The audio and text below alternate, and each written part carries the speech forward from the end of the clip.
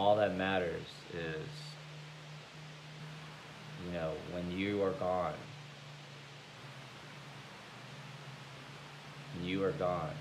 what are you leaving them with? What are they going to have to remember you by? I've got 2, 3 pictures of my dad hidden somewhere in a shoebox somewhere, maybe, if I'm lucky.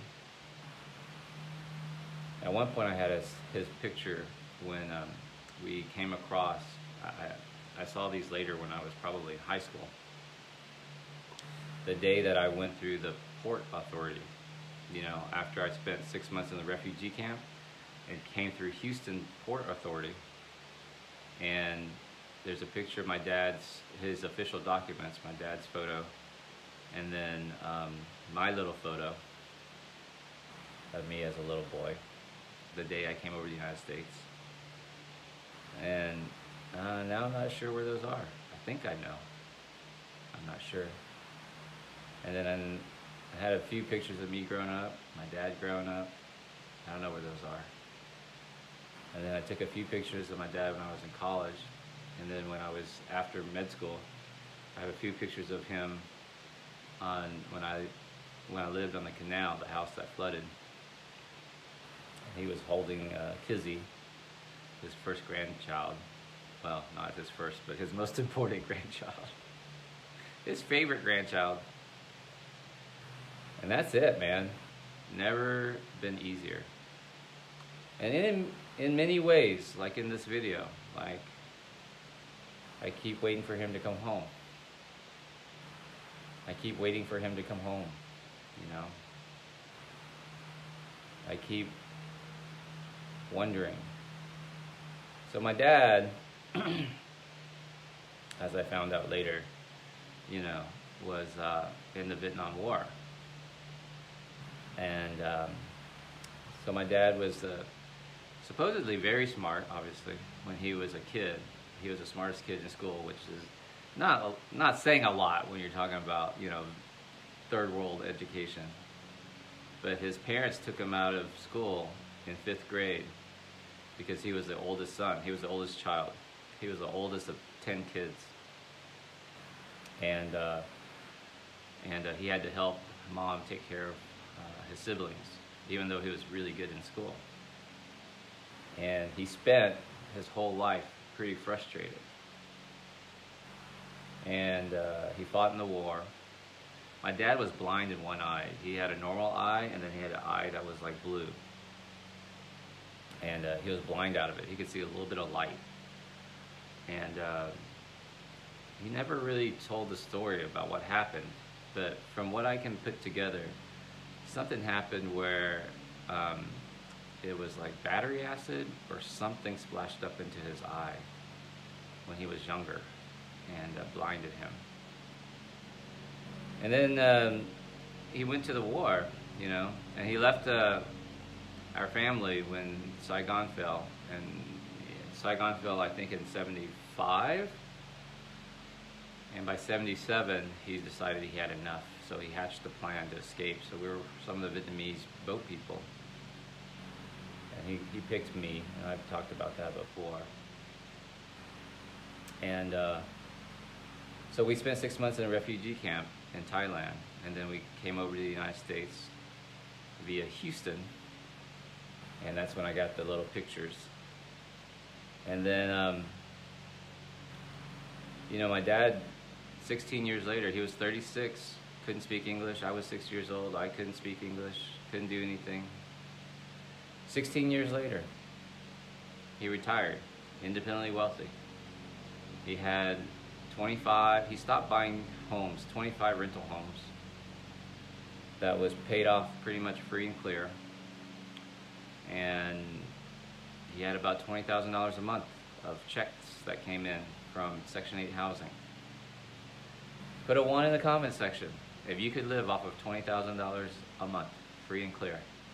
This is not like your friend, this is not like your uncle, this is not like your neighbor who has 1 rental house or 2 rental houses and owns a mortgage on these rental houses and is sweating bullets because his payments are $1,000 and his rent is $1,500, and if anything happens that month, if the window breaks, if the plumbing gets clogged, if anything happened, if the renter didn't pay, he'd be up shit creek.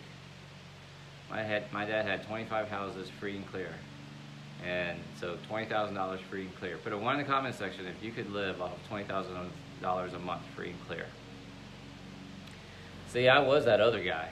I was that other guy who could barely get by with the rental properties. If one house went unrented, I was fucked. And you don't want to be there. So 16 years, Dad at the age of 52, and he could have retired sooner. His company begged him to stay. I get this phone call one day. My practice was not going well. This was in 2007, barely getting by. And May of 2007, I get this phone call. I was in my office, and my front desk girl says, "Dr. V, there's a doctor, somebody or another, on the phone for you." And I said, "Okay, send him back to my office." So I pick up the phone and I said, "Hello, this is Dr. Vuong." And this other doctor, he's a GI doctor, says, "Hello, this is Dr. So-so. Your dad's cancer has spread to his liver." And I said, "Hold on, time out. What are you talking about? What cancer?" And he goes, "Oh my God. He didn't tell you?" I said, "No, he didn't tell me. And where are your bedside manners?" That was in May 2007. January 2008, 6 months later, my dad,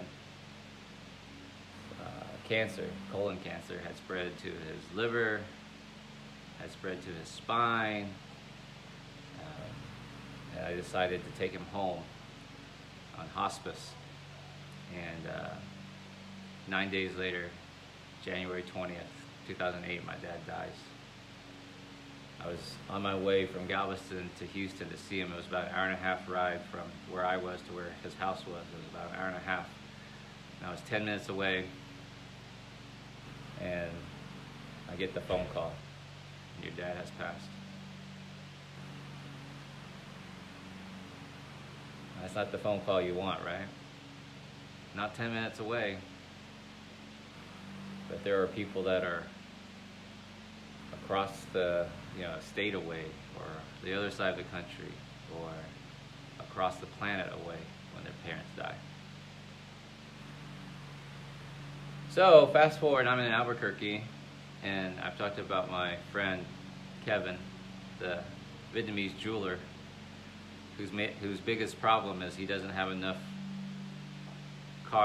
garages. He doesn't have enough garages for his cars. I said, "Kevin, you have a 7-car garage. You have a 7-car garage house." He goes, "I know, I have 8 car. I have 8 car." He has 8 cars for his 7-car garage. It's like, okay, that's a good problem to have. So he says, "Doctor, you come to dinner." So he takes me to dinner at this place called 99 Degrees in Houston, introduces me to an owner named Vu, who becomes a friend of mine. And he says, "You come to dinner." So I go to dinner, and I thought it was just going to be me and him and his wife. Nope.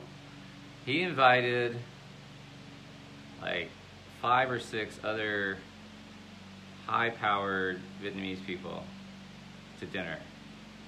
And here I am with the owners of this restaurant. There's this one guy there. He goes, "Hey, Doc, this guy, him, he owns all downtown." I'm like, "What?" "He owns all Nob Hill." I said, "He owns all of Nob Hill? Who knew?" Like the area around University of New Mexico is called Nob Hill, and it's all trendy and stuff. He goes, "He owns Nob Hill." Who knew? Who knew the area around University of New Mexico is primarily owned by this little Vietnamese guy? And the old man was like, "Nah, it's okay, it's okay." And so, and then there were, a couple of Vietnamese females, women who owned hair salons and nail stores. "She owned 5 nail salons." I was like, "Really?" It was pretty funny.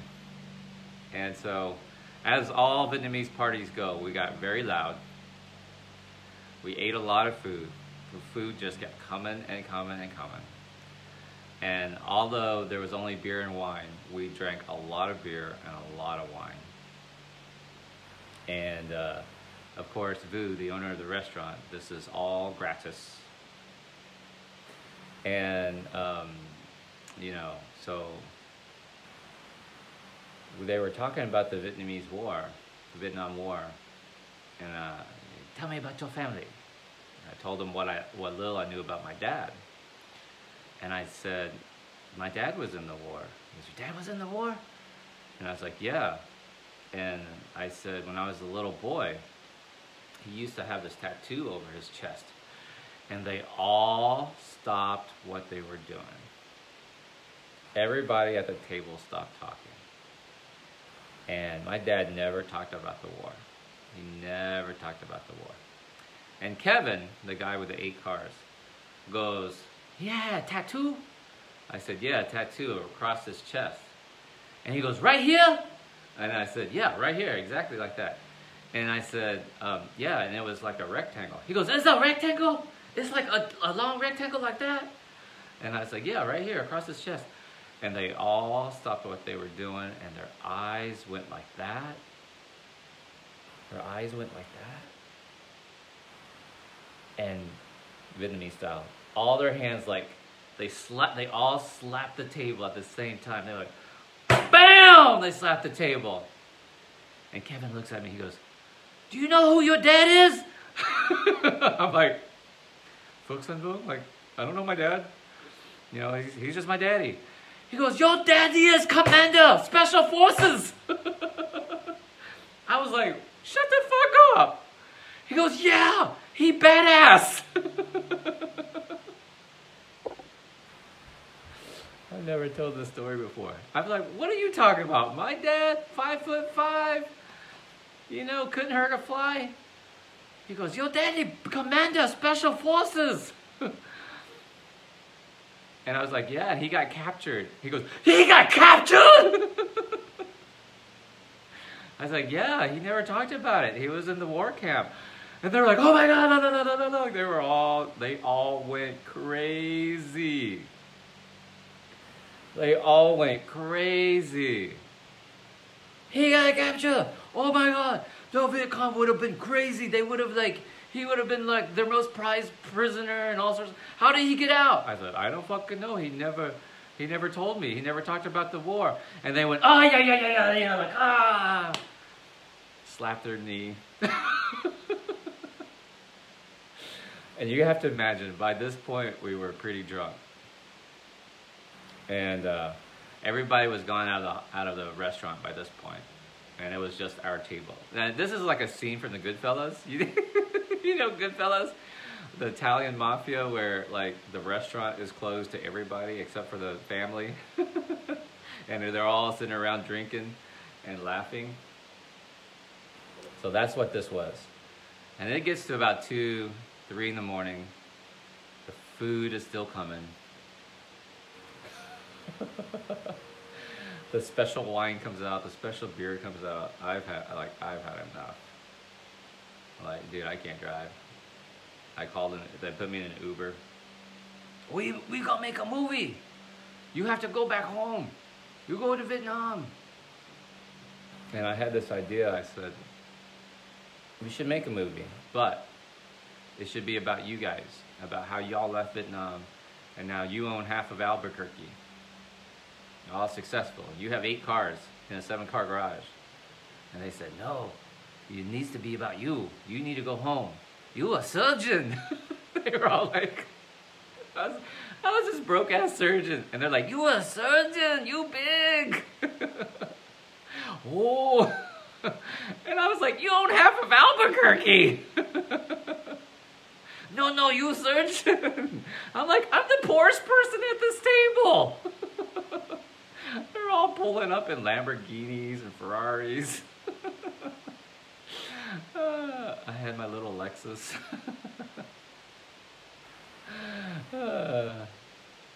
No, it's about you. You big man. You made it. I made it. I made it. Y'all made it. And I said, okay, I'll make it about me, but I'll interview you guys. And I'll share your stories, and I'll go back to Vietnam. And then we all toasted to it, and I put my little ass back in an Uber. I woke up the next morning. So funny. You know, who's waiting for you? Who's waiting to hear your stories? Who wishes they knew more? Who wishes they knew more about what happened to you, what you've been through, what you know? Who is standing on that shoreline looking out the ocean, waiting for you to come home? Year after year after year after year. We move into talking about embracing your power. Sometimes that power, we can't step into it because there's this emptiness. We have all sorts of reasons, like I didn't have a dad, or I didn't know my mom, or this happened to me, and that happened to me.